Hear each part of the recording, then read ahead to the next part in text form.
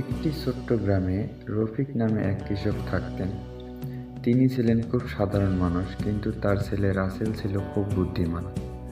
রাসেলের বুদ্ধি এত বেশি ছিল যে তাকে নিয়ে গ্রামের সবাই বলাবলি করত। একদিন রফিক কৃষকের বাড়িতে এক লোক এসে হাজির হলো।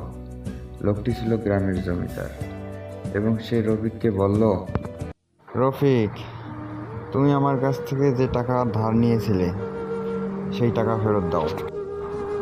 অনেকক্ষণ থেকে দেখতেছি আব্বা মোরলের সাথে জানি কি কথা বলতেছে। না, ওখানে আমার যেতেই হবে, শুনতে হবে কি বলতেছে।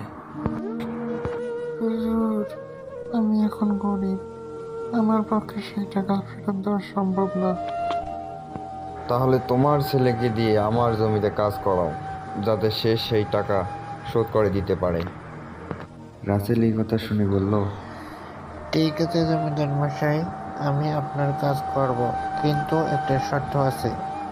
আমি যেভাবে কাজ করতে চাই সেইভাবে কাজ করতে দিতে হবে। হা হা, বেটা আমার ফাঁদে পা দিয়েছে। ঠিক আছে, আমি রাজি। আমি আপনার বাগানে কাজ করব, কিন্তু কাজ করব শুধুমাত্র সেই সময় যখন সূর্য ঠিক মাথার উপরে থাকবে।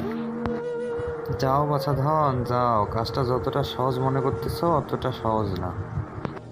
পরের দিন রাসেল ফুল বাগানে কাজের উদ্দেশ্যে যায়। কিন্তু বাস্তবে যখন রাসেল কাজ শুরু করলো, দেখা গেল সে প্রতিদিন কাজ শুরু করে দুপুর 12টায় এবং 12টা 30 মিনিটে কাজ শেষ করে, কেননা সূর্য মাত্র কিছুক্ষণই ঠিক মাথার উপরে থাকে। রাসেলের এই বুদ্ধিমত্তার কারণে তার কাছ থেকে বেশি কাজ আদায় করতে পারে না জমিদার। 1 মাস পর রাসেল জমিদারকে বলল, জমিদার মশাই, এখন আমার বাবার ঋণ শোধ হয়ে গেছে। এই ছেলের এত বুদ্ধি, আগে তো জানতাম না। এত তাড়াতাড়ি ওর বাবা ঋণ শোধ করে দিল।